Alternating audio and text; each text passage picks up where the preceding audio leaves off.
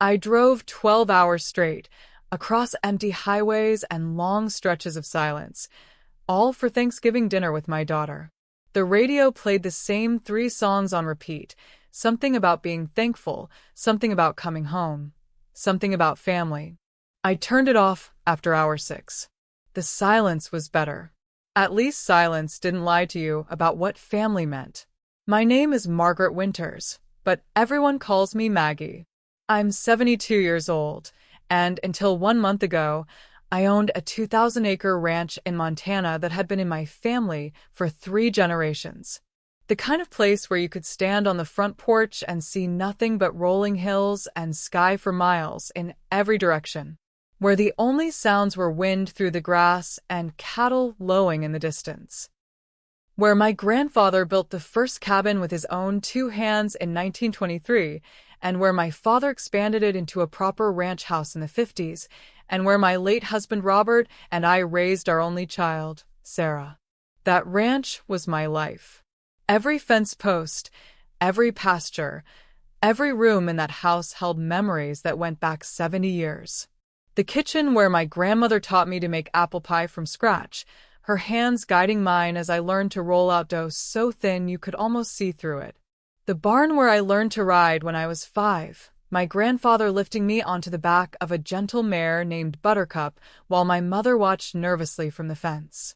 The bedroom where I gave birth to Sarah during a blizzard so fierce the doctor couldn't make it, and old Mrs. Henderson from down the road had to deliver her by lamplight, coaching me through contractions while the wind howled around the house like something wild and desperate. But 1 month ago, I signed papers that sold all of it. $2 million. The biggest number I'd ever seen with my name on it. And every single cent of that money went straight to my daughter Sarah and her husband Michael so they could open their dream restaurant in Seattle. A farm-to-table place called Harvest Moon, where they plan to serve organic everything and charge $30 for a steak that would cost $8 anywhere else. Sarah had called me in tears 6 months earlier. Their investors had pulled out at the last minute, spooked by some downer in the restaurant industry that I didn't fully understand. The building lease was due. The equipment they'd ordered was sitting in a warehouse somewhere, accruing storage fees. They needed $2 million or they'd lose everything: their deposit, their equipment, their dream, and Michael's reputation in the Seattle business community. Michael had already maxed out his credit cards and borrowed against his inheritance from his parents. They had nowhere else to turn. "Mom," she'd said, her voice breaking over the phone in a way that took me back to when she was 8 years old and had fallen off her bike, scraping her knee so badly she thought she might die from the pain. "I know it's a lot to ask, but you always said family comes first. You and Dad taught me that family takes care of family, no matter what." And she was right. Robert and I had raised her with those values. Family first. Family above everything else in the world. When someone you love needs help, you help them. No questions asked. No conditions attached. No keeping score. That's what love meant in our house, what it had always meant. So I put the ranch up for sale. It broke my heart in ways I couldn't even describe to anyone who hadn't been born and raised on land that held their entire history. But I told myself it was just property. Just buildings and pastures and memories that lived in my head anyway. Sarah was my flesh and blood. Sarah was my future, my legacy, the only child Robert and I had been blessed with after years of trying and hoping and praying. The ranch was just my past, and what good was the past when the future needed saving? The sale went through faster than I expected. Cash buyer, some tech millionaire from California named David Chen, who wanted what he called an authentic Montana experience for his family vacations. He didn't care about the history soaked into those floorboards or the stories carved into the fence posts by 3 generations of Winters family hands. He just saw a pretty backdrop for his Instagram photos and a tax write-off for his tech company retreats. I moved into a small apartment in Billings, about 4 hours from Sarah's place in Seattle. Close enough to visit regularly, I thought. Close enough to be the grandmother I'd always wanted to be to her two kids, Emma and Jack, ages 8 and 10. Close enough to finally have the relationship with my daughter that had been strained by distance and time and the demands of ranch life that had kept me too busy for long phone calls and frequent visits. The money transferred on a Tuesday. By Wednesday, Sarah and Michael had signed the lease on their restaurant space in one of Seattle's trendiest neighborhoods. By Thursday, they were posting pictures on social media of their exciting new venture, showing off architectural renderings and sample menus to their friends and followers. By Friday, I was wondering if I'd made a terrible mistake. Not because I regretted helping them. Never that. But because something in Sarah's voice had changed after the money cleared her bank account. She sounded different when I called to check on the restaurant progress. Distracted. Busy. Professional in a way that felt foreign and cold. Always rushing off to meetings with contractors or suppliers or investors. Always promising to call me back later, then forgetting to do it until I called again. I told myself it was just stress. Starting a business is overwhelming, especially in a competitive market like Seattle where new restaurants opened and closed every week. She was probably working 18-hour days, dealing with permits and health inspectors and equipment deliveries and all the thousand tiny details that go into creating something from nothing. Of course, she didn't have time to chat with her mother every day like we used to when life was simpler. But weeks went by, and the calls became less frequent. When I suggested visiting to see the restaurant progress, maybe help with some of the cooking or cleaning or administrative tasks, Sarah put me off. It's such a mess right now, Mom. Construction everywhere. Dust and noise and chaos. Maybe wait until we're closer to opening. When I offered to help with the kids while she and Michael worked such long hours, she said they had it handled. They'd hired a nanny, someone with experience with executive families. When I asked about Thanksgiving plans, thinking surely we'd spend the holiday together now that I lived so much closer, Sarah was vague. We'll figure something out, she said. Let me check our schedule and get back to you. She never got back to me. By mid-November, I hadn't heard from Sarah in 2 weeks. My calls went straight to voicemail. My texts got one-word responses, if they got responses at all. Busy. Later. Can't talk. I started to wonder if something was wrong. Was the business failing despite the $2 million investment? Was she in some kind of trouble? Had I somehow offended her without realizing it? Had Michael said something to turn her against me? The questions kept me awake at night in my small apartment, staring at the ceiling and trying to figure out where I'd gone wrong. I'd given her everything I had. I'd sacrificed my home, my history, my sense of place in the world, all to help her achieve her dream. Wasn't that enough? Wasn't that proof of how much I loved her? 2 days before Thanksgiving, I couldn't stand the silence anymore. I loaded up my old pickup truck with homemade pies and green bean casserole and dinner rolls, all Sarah's childhood favorites, recipes I'd been making for 40 years. If she wouldn't invite me for Thanksgiving, I'd surprise her. We'd laugh about how silly I was being, worrying over nothing. The kids would be thrilled to see Grandma, would run to hug me the way they used to when they were smaller. Sarah would be grateful for the extra food and the help with dinner prep, would realize how much she'd missed having me around. 12 hours of driving. Through Montana mountains where Robert and I used to take Sarah camping when she was little, teaching her to fish and identify wildflowers and navigate by the stars. Through Idaho valleys where we'd stopped for gas and snacks on family road trips to visit Robert's sister in Portland. Through Washington forests that Sarah had loved as a teenager, rolling down the windows to breathe in the smell of pine and rain and possibility. Past truck stops and gas stations and small towns where other families were probably gathering around tables, holding hands, saying grace, sharing stories about what they were thankful for. Normal families doing normal family things on the holiday that was supposed to be about gratitude and connection and love. I was thankful too. Thankful for my health at 72, for legs that could still handle a 12-hour drive, and hands that could still roll out pie crust without arthritis slowing me down too much. Thankful for my daughter and grandchildren, for the chance to help them build something beautiful together. Thankful that I'd been able to help Sarah achieve her dream, even if it meant sacrificing my own past to do it. Thankful for a second chance at the kind of close family relationship I'd always wanted but had never quite managed when the demands of ranch life kept me too busy and tired for the kind of deep conversations mothers and daughters were supposed to have. Seattle traffic was brutal, even on Thanksgiving afternoon. Stop and go on I-5 for 2 hours, brake lights stretching to the horizon like red Christmas lights strung across the gray November sky. My back ached from the long drive, and my hands were stiff from gripping the steering wheel.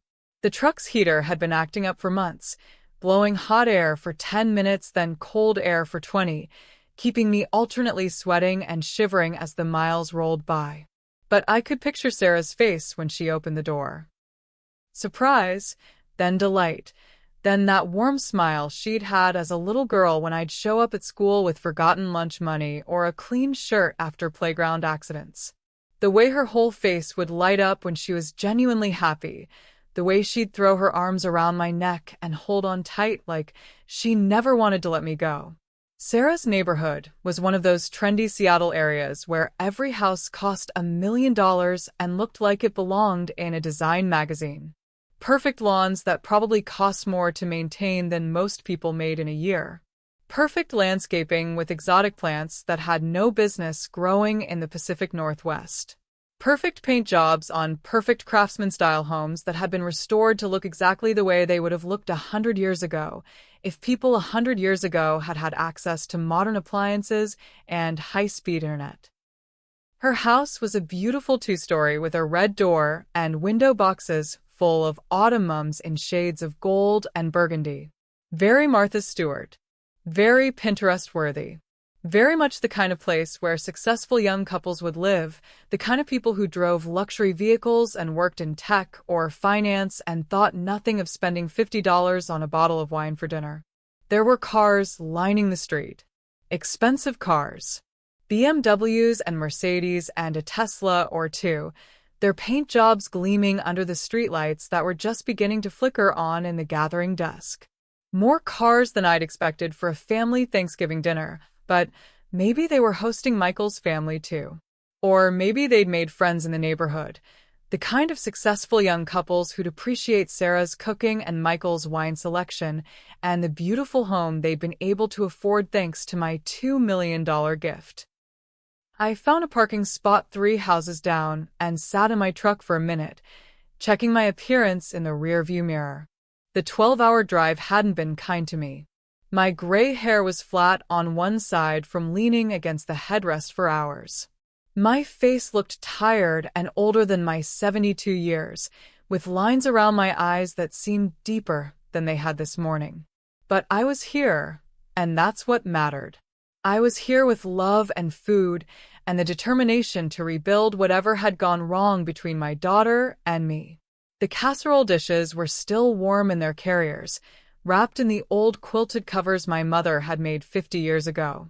The pies had traveled well, my grandmother's apple pie recipe with a lattice crust that took an extra hour but looked so beautiful when it came out of the oven, and a pumpkin pie made from scratch, not from a can like so many people did these days.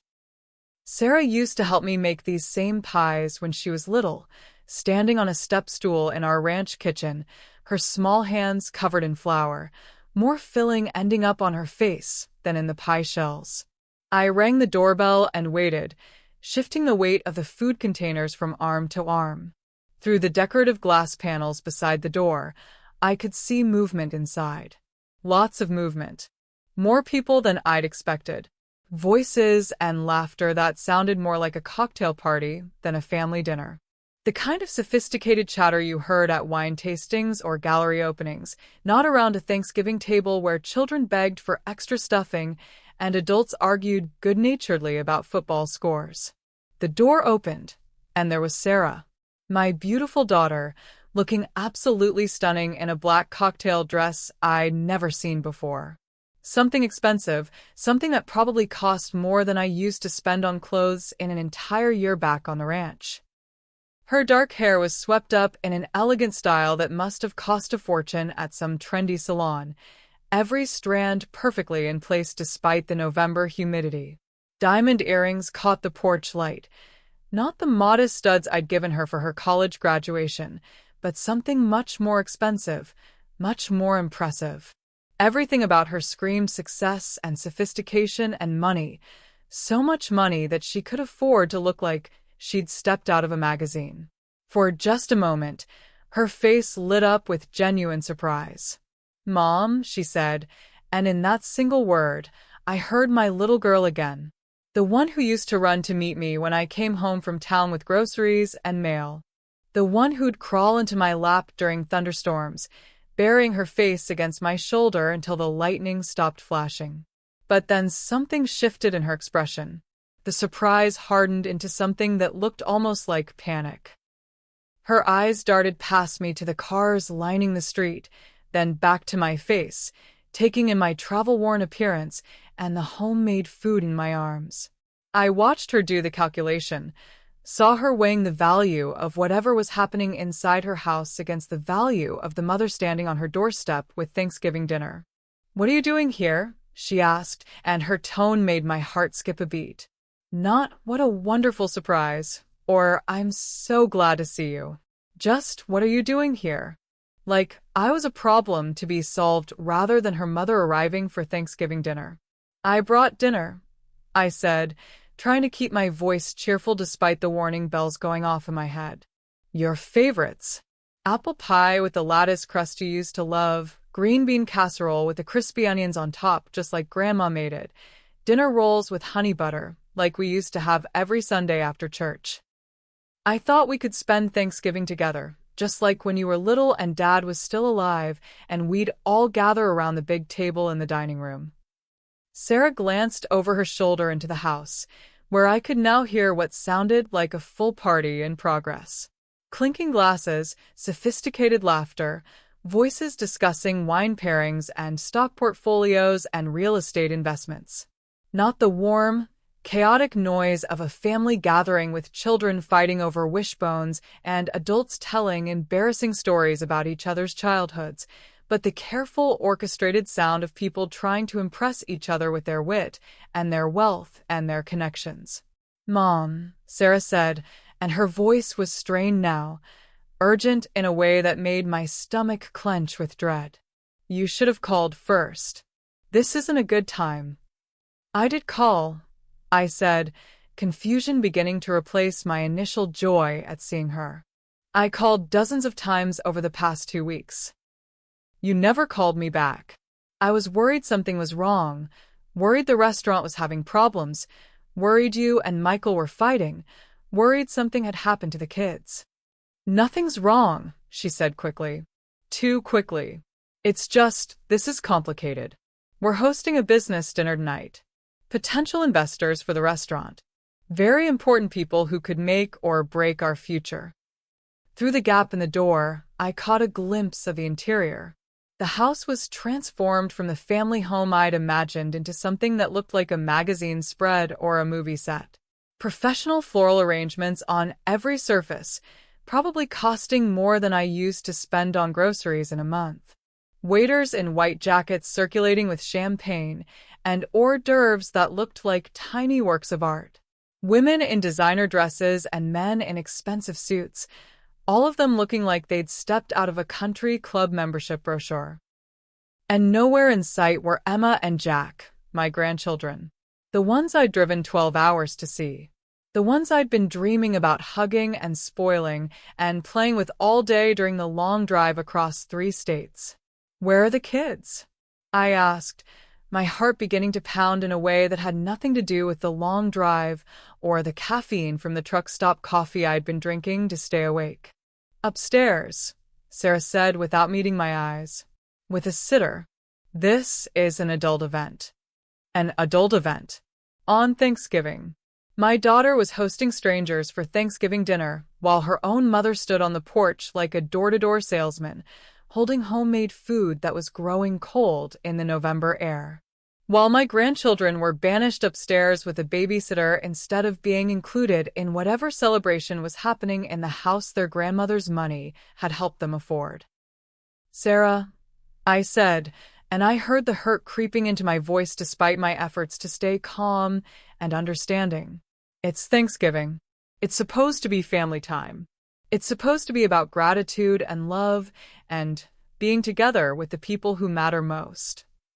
This is business, Mom, she said, and there was an edge to her voice now, a sharpness I'd never heard before and hoped I'd never hear again. These people could make or break the restaurant. We can't afford any disruptions. Disruptions. That's what I was. A disruption. Not a beloved mother and grandmother arriving with homemade food and an open heart and 12 hours of driving because she wanted to spend a holiday with her family. Not the woman who'd given birth to her and raised her and loved her and sacrificed everything she owned to help her achieve her dreams. A disruption.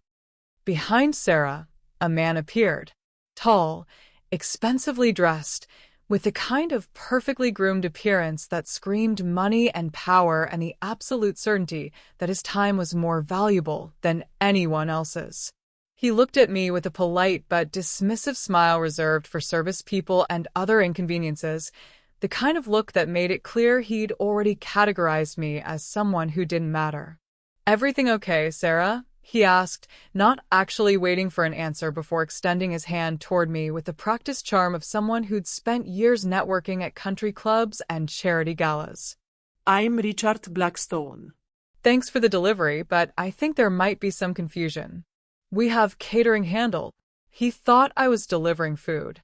Like I was DoorDash or some kind of catering service hired to drop off dinner for their important business meeting. The homemade pies I'd been up since dawn preparing, the casseroles made with recipes passed down through 3 generations of my family, the dinner rolls that had taken 3 separate rises and more love than money could ever buy. He thought they were takeout. "This is my mother," Sarah said quietly, her cheeks flushing red with what I hoped was shame but suspected was embarrassment. Richard's expression didn't change much, but I saw something flicker in his eyes. A quick calculation.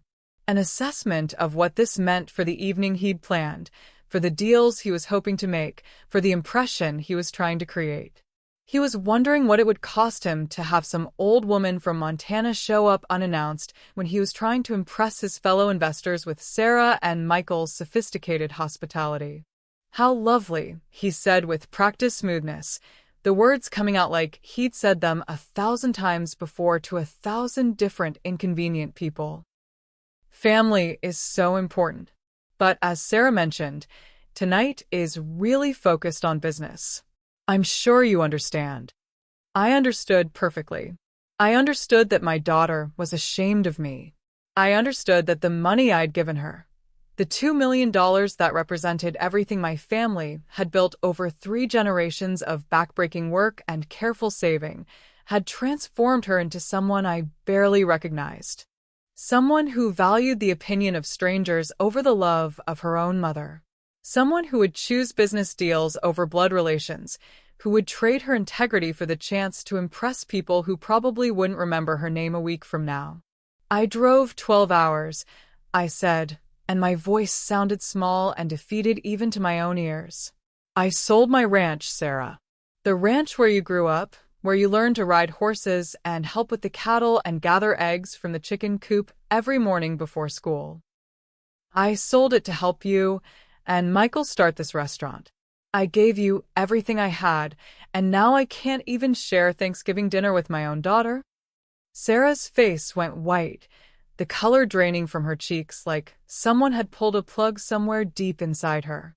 She glanced at Richard, whose eyebrows had risen slightly at the mention of $2 million. Behind him, I could see other guests beginning to notice the drama unfolding at the front door. Women in expensive jewelry turning to whisper to each other, their voices carrying the particular tone people use when they're discussing someone else's embarrassing family situation. Men in tailored suits craning their necks to get a better look at the old woman who was apparently causing some kind of scene. Mom, please, Sarah whispered, her voice desperate now, pleading in a way that broke my heart even as it made me angry. Can we talk about this later? This really isn't the time or place. When is the time, Sarah? I asked, and 40 years of buried hurt came pouring out of me like water through a broken dam. When you need another $2 million? When you need someone to babysit while you host another party for people who don't give a damn about you beyond what you can do for their portfolios? When you need someone to clean up another mess in your life while you're too busy being important to handle it yourself? That's not fair, Sarah snapped, and for a moment, the polished facade cracked and I saw the stubborn little girl who used to slam her bedroom door when she didn't get her way, who used to scream that she hated me when I wouldn't let her go to parties or date boys I didn't approve of. Fair. I laughed, but there was no humor in it, just a bitter sound that surprised even me with its harshness. I'll tell you what's not fair. What's not fair is spending 70 years building something beautiful, then giving it all away to someone who can't even return a phone call. What's not fair is driving across 3 states with homemade food because you want to spend a holiday with your family, only to be told you're a disruption to more important plans. What's not fair is loving someone more than your own life and then discovering that love doesn't mean anything when there's money and status and social climbing on the line. Richard cleared his throat uncomfortably, clearly worried about the scene we were making in front of the expensive cars lining the street and the neighbors who might be watching from their million-dollar windows. Perhaps we should move this conversation inside, he suggested, his voice carrying the tone people use when they're trying to manage a public relations crisis. No, Sarah said quickly, panic clear in her voice now. Mom, I'm sorry, but you really need to go. This is important. These people are important. They're considering investing millions of dollars in our restaurant, and we can't afford to lose them because of some family drama. More important than your mother? I asked, and the question hung in the air between us like smoke from a fire that had been burning too long. Sarah hesitated, and in that hesitation, I had my answer. I saw her weighing the options, calculating the costs, deciding what mattered more, the woman who'd given her life and then given her everything else, or the strangers who might give her more money and social status and business connections. Yes, she said finally, so quietly I almost didn't hear her over the sound of laughter and conversation drifting from inside the house. Right now, yes. They are. The words hit me like a physical blow. I actually staggered backward a step, nearly dropping the casserole dishes I was still holding like some kind of pathetic offering to a daughter who didn't want them, who probably wished I would just disappear entirely so she could get back to her important party with her important people. I see, I said, and my voice was steady now, empty of everything except a terrible kind of clarity. I see exactly where I stand in your life. Mom, don't be dramatic, Sarah said, but she couldn't meet my eyes, couldn't look directly at the woman who'd sacrificed everything for her ungrateful dreams. We'll do a family dinner another time. Maybe next weekend when things calm down. Or Christmas, when we're not so busy. We'll figure something out. Another time.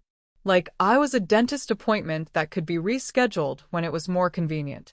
Like the 12-hour drive I'd just completed was something I could casually repeat whenever it fit into her social calendar. Like my feelings and my time and my love were all infinitely flexible, available whenever she decided she had a few spare moments for the woman who'd raised her. I looked past her into the house, at all those strangers drinking expensive wine and eating catered food that probably cost more per plate than I used to spend on groceries in a week. Celebrating Thanksgiving without a thought for what the holiday was supposed to mean. Family, gratitude, Love. connection. All the things I'd driven across 3 states to find, only to discover they'd been replaced by business cards and investment portfolios and the kind of shallow networking that passed for relationships in Sarah's new world. You know what, Sarah? I said, setting the food containers down on her perfect porch beside her perfect mums in their perfect window boxes that probably got changed out seasonally by some landscaping service. Keep the food. Consider it another donation to your success. I turned to walk back to my truck, my legs feeling unsteady under me, my heart pounding so hard I was afraid it might actually stop. But Sarah's voice stopped me before I reached the sidewalk. "Mom, wait," she called, and for just a moment, I thought she'd come to her senses. I thought she was going to invite me inside, introduce me to her guests as the mother who'd made their restaurant possible, choose love over ambition, choose family over strangers. I thought the daughter I'd raised with values and morals and a sense of what really mattered was going to remember who she used to be. But when I turned back, she was still standing in the doorway, still looking like she wished I would just disappear into the Seattle night so she could get back to impressing people who would forget her name the moment they left her house. "Where are you going to go?" she asked, and I could hear something that might have been concern in her voice. Or maybe it was just worry about how it would look if word got out that she'd turned her elderly mother away on Thanksgiving, if her business associates found out that the woman who'd financed their investment opportunity was now homeless and sleeping in her truck because her own daughter had no room for her at the table.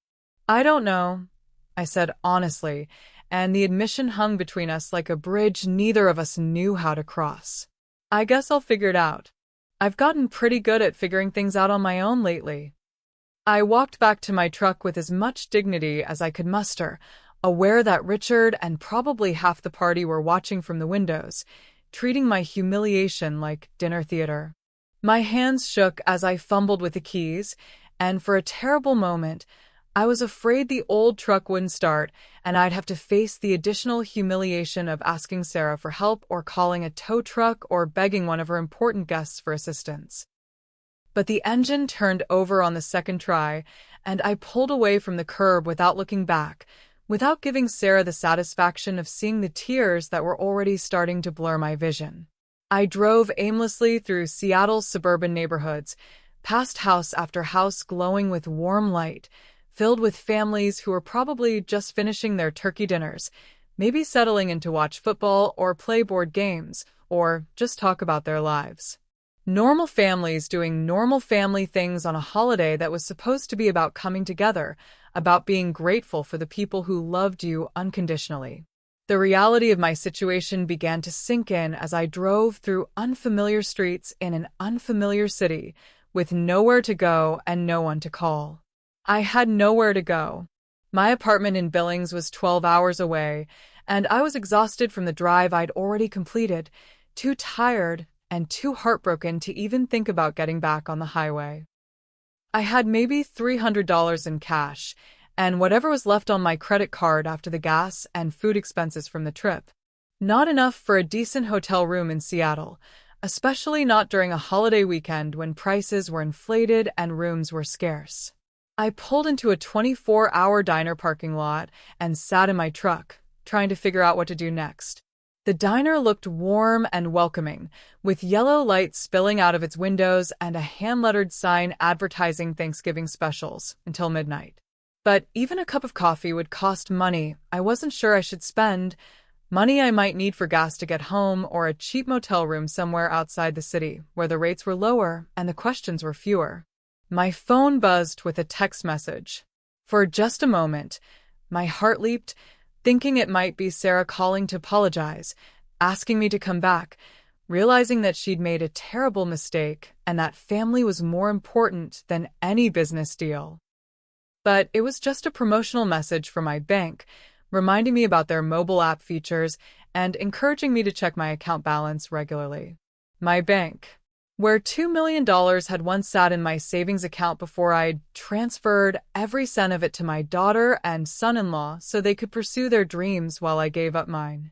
$2 million that had purchased me exactly nothing except the knowledge that the family I'd thought I was helping would rather impress strangers than spend time with the woman who'd made their success possible. I opened the banking app and stared at my account balance, a number that seemed impossibly small after a lifetime of careful saving and responsible spending. $347.18. The remainder of my life savings after I'd given away everything else to a daughter who couldn't even return my phone calls, who treated me like an embarrassment instead of the woman who'd raised her and loved her and sacrificed everything for her happiness. But then I remembered something. Something I'd forgotten in the emotional chaos of the last few hours, in the heartbreak and confusion and desperate attempt to understand how my life had gone so wrong so quickly. The ranch sale hadn't been the end of my financial story. It had been the beginning of something else entirely, something I'd been keeping secret even from Sarah, because I'd wanted it to be a surprise, a birthday gift that would show her how much I loved her and how proud I was of her success. See, when I'd owned that 2,000-acre ranch, it hadn't just been pretty to look at. It had been valuable in ways that went beyond sentimental attachment or family history or the memories soaked into every inch of land. The eastern section of the property sat on top of what geologists had recently discovered was a significant natural gas deposit. The kind of deposit that energy companies were willing to pay millions of dollars to access, the kind of underground treasure that could make ordinary people extraordinarily wealthy almost overnight. I'd known about the gas deposit when I'd sold the ranch to that tech millionaire from California. He'd known about it too. That's why he'd been willing to pay cash, no questions asked, close quickly without the usual inspections and negotiations. He wasn't buying a family vacation home or a tax write-off for his company retreats. He was buying mineral rights worth 20 times what he'd paid for the surface property, betting that I was too old or too naive or too desperate to understand what I was really giving up. But here's the thing about mineral rights in Montana, something that tech millionaire probably didn't know because he'd spent his whole life in Silicon Valley, where land was just something you built data centers on. They don't always transfer with a surface property, especially if they weren't explicitly mentioned in the sale contract. And they definitely don't transfer if the previous owner had the foresight to separate them from the surface rights years earlier, creating two different types of ownership that could be sold independently. My late husband Robert had been smarter than either Sarah or I had given him credit for. Back in the 1990s, when energy companies first started sniffing around our area, sending geologists to take soil samples and asking questions about mineral rights and underground formations, he'd consulted with a lawyer about protecting our family's interests. The lawyer had advised him to separate the mineral rights from the surface rights, creating two different types of ownership. We could sell the ranch house and the land someday if we needed to, but we'd retain ownership of anything valuable that might be discovered underground. Robert had handled all the paperwork himself, filing the necessary documents with the county recorder's office and making sure the mineral rights were in both our names. When he passed away 8 years ago, those rights had transferred entirely to me, along with the ranch and the cattle and everything else we'd built together.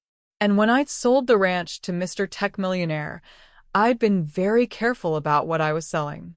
Surface rights only.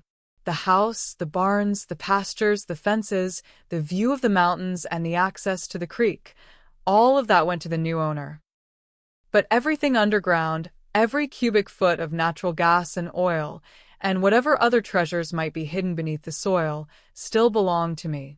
The energy company that had been surveying the area for the past 2 years had finally completed their geological assessment. The deposit was even larger than they'd initially thought, extending deeper underground and covering more acres than their preliminary surveys had suggested. Large enough that they were prepared to offer a signing bonus of $15 million, plus royalty payments that would likely total another $20 million over the next decade as they extracted and sold the natural gas. I'd been in negotiations with them for months, working with a lawyer in Billings who specialized in mineral rights and energy contracts. But I'd put everything on hold when Sarah's crisis had come up, when she'd called me crying about the investors pulling out and the lease payments due and the equipment sitting in warehouses accruing storage fees. I'd told the energy company I needed time to think about it, time to make sure I was making the right decision for my family. I'd been planning to sign the agreement and use some of the money to help Sarah with her restaurant anyway, as a surprise for her birthday next month. But things had changed. My priorities had shifted. My understanding of what family meant had been fundamentally altered by the conversation that had just happened on Sarah's perfect porch in front of her perfect house that my money had helped her afford. I scrolled through my phone until I found the contact information for Marcus Webb, the landman who'd been handling the negotiations with the energy company.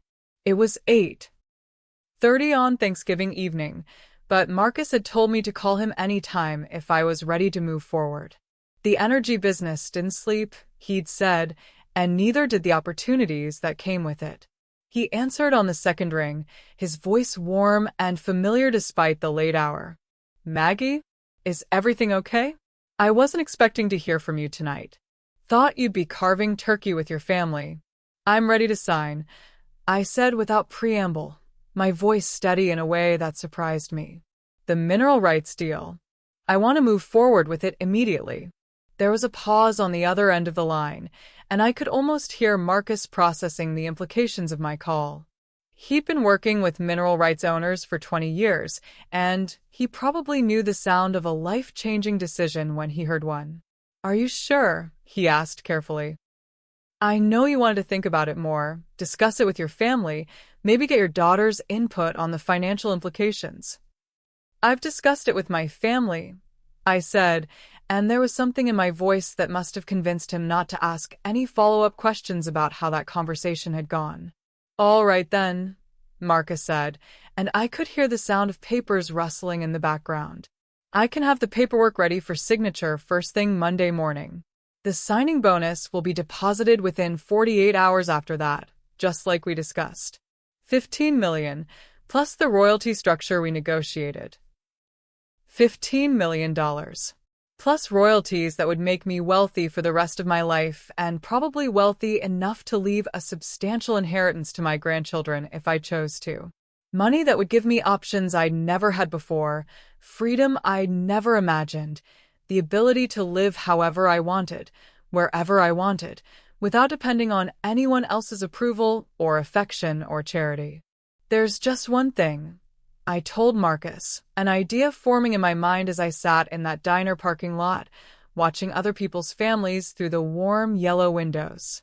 "I want the payment structured a specific way." Can you handle that?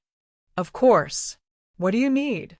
I explained exactly what I wanted, and Marcus promised to have his legal team draft the paperwork accordingly. By Monday afternoon, my financial situation would be completely transformed. But more importantly, my relationship with my daughter would be completely redefined on my terms, according to my values, with consequences that would finally match the choices she'd been making. After I hung up with Marcus, I sat in the diner parking lot for another hour, thinking through everything that had happened and everything that was about to happen. The temperature was dropping, and I could see my breath fogging the truck windows. Other cars came and went.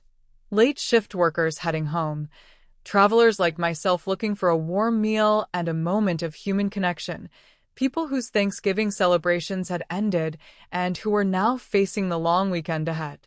Then I got out of my truck and went inside the diner for a piece of Thanksgiving pie and a cup of coffee, because I was hungry and I was tired and I deserved something warm and sweet after the worst Thanksgiving of my life. And because tomorrow, everything was going to change.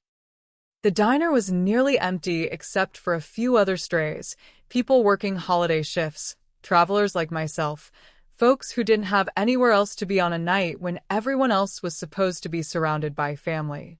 The waitress was probably in her 60s, with gray hair and kind eyes that had seen enough of life to recognize someone who was having a hard time. She didn't ask any questions when I ordered coffee and apple pie at 9 o'clock on Thanksgiving night, just brought me the biggest slice they had and refilled my cup without being asked. "Long day?" she asked as she set the plate in front of me, her voice carrying the particular kindness of women who understood that sometimes life just handed you more than you could reasonably be expected to handle. "Long year," I said, and she patted my shoulder in the universal gesture of female solidarity, the kind of comfort that passed between women who'd both learned that getting older didn't necessarily mean getting easier. The pie was good, not as good as mine, but good enough to remind me that there were still simple pleasures in the world, still small comforts that could be enjoyed even in the middle of heartbreak. The coffee was hot and strong, and for the first time all day, I felt something that might have been peace settling over me. Not happiness, not yet, but a kind of calm certainty about what came next. I drove back to Billings that night, 12 hours in reverse, through the same mountains and valleys and forests I'd traversed that morning with such hope and anticipation. But everything looked different now. The road didn't feel like retreat anymore. It felt like forward motion towards something new and entirely mine, something that couldn't be taken away or dismissed or treated as an inconvenience. The radio played different songs on the way back. Sadder songs, lonelier songs, but also songs about independence and self-reliance and the strength that comes from surviving disappointment. I listened to them all the way home, arriving at my small apartment just as the sun was coming up on the day after Thanksgiving. Monday morning, I signed the paperwork Marcus had prepared. By Tuesday afternoon, my bank account showed a balance that made the $2 million from the ranch sale look like pocket change. $15 million, plus the promise of millions more to come as the natural gas extraction began and the royalty payments started flowing in. But the money was just the beginning. The real satisfaction came from what I did next. I called Sarah's number, knowing she'd probably ignore it like she'd been ignoring my calls for weeks. Sure enough, it went to voicemail after 4 rings. But I'd expected that.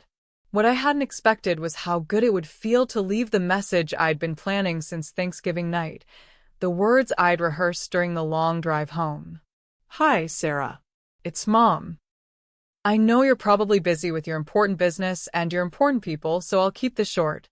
I wanted to let you know that I won't be needing that family dinner we talked about rescheduling.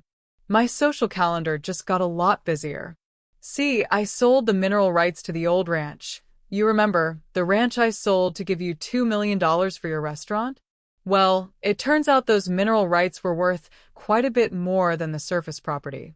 15 million more, to be exact. Plus royalties that will probably total another 20 million over the next decade. Now, I know what you're thinking. You're thinking that this is wonderful news for all of us, that there's plenty of money to go around, that maybe we can finally have that close family relationship we've both supposedly wanted. And you're right about one thing. There is plenty of money to go around. Just not to you. You see, Sarah, when you chose strangers over family on Thanksgiving, when you told me that business associates were more important than your mother, you taught me something valuable about priorities. You showed me that some things are worth more than money, and some things are worth less than nothing. So, I've made some decisions about my new fortune that I think you'll find very educational. First, I'm setting up trust funds for Emma and Jack. Full college tuition, plus money for graduate school if they want it, plus a nest egg that will set them up for life when they turn 30. The trusts are structured so that the money can only be used for education, medical emergencies, or major life milestones like buying their first homes. It can't be borrowed against, it can't be used as collateral, and it can't be accessed by their parents under any circumstances. My grandchildren will never have to worry about money, but they'll also never have to watch their inheritance get spent on other people's business ventures or used to impress strangers at cocktail parties. Second, I'm donating $5 million to establish a foundation that helps elderly people who've been financially abused by their own families. Because apparently that's more common than I realized, Sarah. There are a lot of older people out there who've given everything they have to ungrateful children, only to discover that their generosity bought them nothing but heartache and loneliness. The foundation will be called the Robert Winters Memorial Fund, after your father, who would be ashamed of what you've become but proud of what I'm doing to help others avoid the same mistake I made. Third, I'm buying myself a beautiful home in Colorado, near some friends I went to school with 50 years ago. Women who understand what loyalty means, who wouldn't dream of turning their backs on someone who'd given them everything. Women who know the difference between real friendship and the kind of shallow networking that passes for relationships in your world. And finally, Sarah, I'm cutting you out of my will entirely. Not because I don't love you, I'll always love you, even though you've broken my heart in ways I didn't know were possible. But because I've learned that some people only value what they can't have, and you've made it very clear that you don't value me at all. When I die, everything I own will go to charities and organizations that help people who understand the importance of family, who know how to treat the elderly with respect and dignity. So, congratulations on your successful restaurant, assuming it actually becomes successful. I hope those investors were worth sacrificing your relationship with your mother. I hope every expensive meal you serve tastes like the Thanksgiving dinner you were too important to share with the woman who raised you. And I hope someday, when you're old and alone and wondering why your own children don't call you back, you remember the night you chose strangers over the woman who gave you life and then gave you everything else she had. Don't call me back, Sarah. I'll be too busy living the life I should have been living all along, surrounded by people who appreciate kindness instead of taking it for granted. People who understand that real wealth isn't measured in dollars, but in the relationships we build and the love we share and the respect we show to those who've sacrificed for us. Goodbye, sweetheart. I hope you figure out what really matters before it's too late.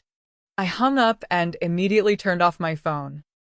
Then I went shopping for furniture for my new house in Colorado, which had a view of the Rocky Mountains and a guest room that would be perfect for visits from Emma and Jack when they were old enough to travel by themselves and old enough to understand the difference between a grandmother who loved them unconditionally and parents who measured relationships by their potential return on investment.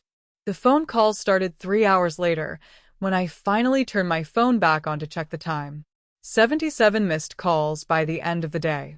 Sarah, Michael, even some of the business associates who'd been at that Thanksgiving dinner, probably wondering if there was some way to get in on the action now that they knew I was worth millions instead of being just some embarrassing old woman from Montana who made homemade pies and drove pickup trucks. But I didn't answer any of them. I was too busy planning my new life. A life where I would never again mistake financial generosity for love, or family obligation for genuine affection. A life where my worth wasn't measured by how much money I could give to ungrateful children, but by how much joy I could find in the years I had left, and how much good I could do with the resources I'd been blessed to receive. 6 months later, I was settled in my Colorado home, with a garden that produced more vegetables than I could eat and a view that never failed to take my breath away. I had neighbors who invited me to dinner because they enjoyed my company, not because they needed something from me. I had hobbies I'd never had time for when I was working the ranch, painting watercolors of the mountain views, learning to play piano again after 40 years away from the Keys, volunteering at the local library where children's faces lit up when I read stories during Saturday morning story time. Emma and Jack came to visit once a month, flying out from Seattle with enormous grins and suitcases full of school projects to show me. I spoiled them the way grandmothers are supposed to spoil their grandchildren, taking them to amusement parks and buying them books and teaching them to bake cookies from scratch. Their trust funds grew larger every quarter as the royalty payments rolled in from the natural gas extraction, ensuring that they'd have opportunities their parents' poor choices couldn't steal from them. Sarah sent letters sometimes. Long, rambling apologies about how sorry she was, how she'd made a terrible mistake, how much she missed me and wanted to make things right, how the restaurant was struggling despite all the investment money, hemorrhaging cash faster than they could bring it in, how she and Michael were having problems, fighting about money and blame, and whose fault it was that their dream had turned into a nightmare. How she wished things could go back to the way they were before that Thanksgiving night when everything had changed. I read every letter carefully, then put them in a box in my closet. Not because I was saving them for some future reconciliation, but because they reminded me of the most important lesson I'd learned at 72 years old, that real love doesn't have a price tag and real family doesn't come with conditions. That the people who truly deserve your sacrifices are the ones who would never ask you to make them. The money kept coming in, more than I could ever spend, more than I'd ever dreamed of having. 23 million and counting, with projections suggesting the royalties would continue for decades. But the real fortune was the knowledge that I was finally living for myself instead of for someone else's approval. That I was worth more than what I could give away. That I deserved better than being treated like an inconvenience by the people I'd loved most. Every Thanksgiving since then, I've hosted dinner for a dozen elderly people who, for various reasons, don't have family to spend the holiday with. Some are widows like myself, whose children live too far away or are too busy with their own lives to make time for an aging parent. Others are people whose families have written them off entirely, who've learned the hard way that blood relations don't guarantee love or loyalty or even basic human decency. We cook together, sharing recipes and stories, and the kind of laughter that comes from surviving disappointment with your sense of humor intact. We're grateful for friendship and health and second chances, and the wisdom that comes from learning to value ourselves as much as we value others. We set a beautiful table with my good china and light candles and say grace over food that tastes like love because it's made by people who understand what love actually means. And sometimes, when I'm carving the turkey or passing the homemade rolls that take 3 separate rises but are worth every minute of effort, I think about Sarah in her perfect house with her struggling restaurant and her failing marriage. Still trying to impress people who don't really care about her beyond what she can do for their portfolios. Still chasing success instead of contentment. Still believing that money can buy the things that actually matter. I hope she figures it out someday. I hope she learns what I learned, that the most expensive gifts are often the ones that cost us everything, and the most valuable things in life are the ones that can't be bought or sold or traded away. That respect and loyalty and genuine love are earned through actions, not purchased with sacrifices. That family is supposed to be a source of comfort and support, not a bottomless pit of need and ingratitude. But even if she never learns that lesson, I've learned mine. And that knowledge, combined with the financial security to live independently and the freedom to choose my own relationships, is worth more than all the mineral rights in Montana.